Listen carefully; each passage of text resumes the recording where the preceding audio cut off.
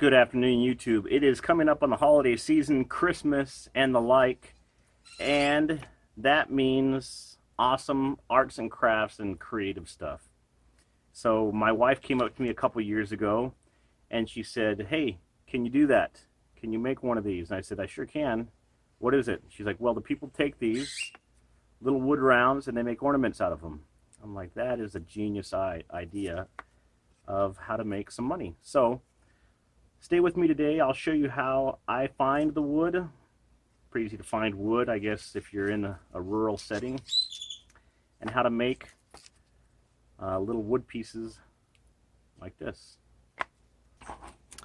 Now, depending on, I guess, what type of wood you want to use, a lot of people really like this pine.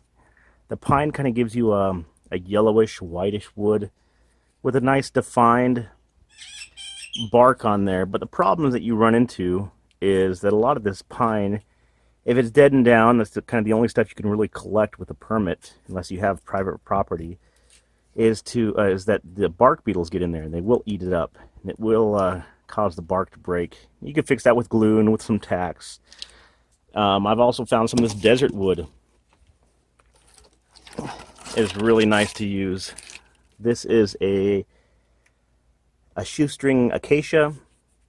Makes for some really nice, distinct colored wood. And then you can just try whatever logs you want. You can go and you can find these with any type of arborist, any type of yard maintenance group or company, and ask them if you can find some. But the trick is that you need to do it well before Christmas season, because you want this stuff dry. If it doesn't, then it will start to crack like that, and it will cause you problems. So once you find your logs that you want, and they're good and dry, which will take at least a year, then we'll go to the next step. So the next step, after you have found your wood, and it's properly seasoned or dried, where you can try to experiment with different, I guess, conditions of wood, is you go and you get yourself a chop saw. A miter saw, a chop saw, and the best place that I've found to get these are on Craigslist. So you go Craigslist, OfferUp, garage sales, brand new. This is like a $400 piece of equipment. This is a Hitachi, really good. What does it have here? How many amps? 1640 watts. So I mean, this is just a heavy-duty machine to cut. It's a 14-inch blade. You don't need a blade that big. You can do them with smaller blades depending on what you're cutting, especially this little 2-inch piece.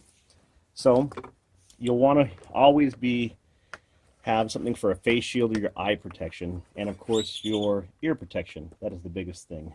And I cannot stress this enough. When cutting a round piece on here, it is going to want to move around, and you'll want a longer piece to start out with, and you'll want to stop before it gets anything smaller than this. This is not a very safe operation.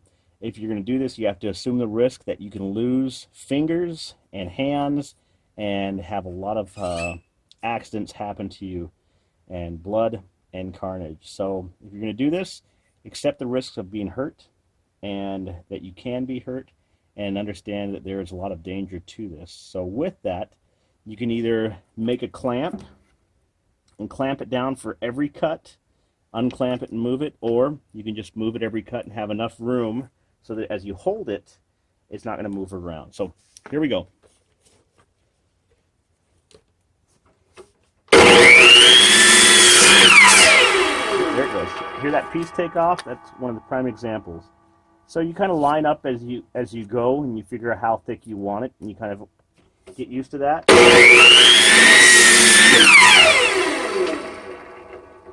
And there you go. You kind of have your little piece. Again, the beetles have kind of gotten into this, so you want to be careful. And you can either glue it up or nail it, however you want to do that. But there's a little ornament piece. If you want to make them for your family and friends, you just crank out a couple hundred every hour.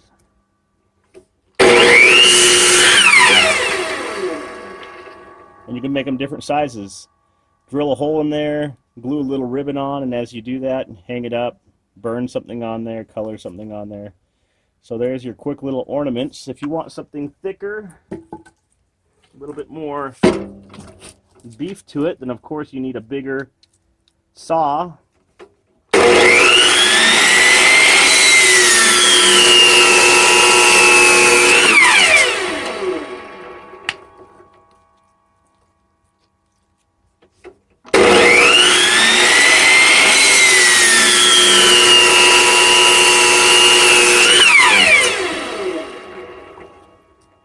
So there's my quick, maybe not so quick. Shouldn't be standing so close to the power tool. Don't want to cut myself. But anyway, there's my quick, not so quick. Have you ever seen those blackbirds up there? I don't know if you can see them. They are really loud. I think they're an invasive species, but anyways. There is your quick way of how to make wood rounds, wood ornaments. Like I was saying, if you can tolerate the cracks, the bark coming off, you can actually make some really neat stuff with reclaimed wood. You cut a tree down in your backyard, stack the wood up off the ground so that it can dry properly. You can make coasters, you can make ornaments, I've seen people make wreaths with them. They glue them all together in a big circle.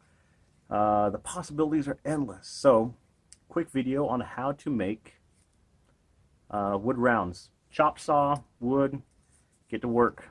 Make sure you don't cut your fingers off. Have a wonderful day. Like and subscribe. Check out my other videos on woodworking, on boots and shoes, on chainsaws, and post in the comments what you want to see.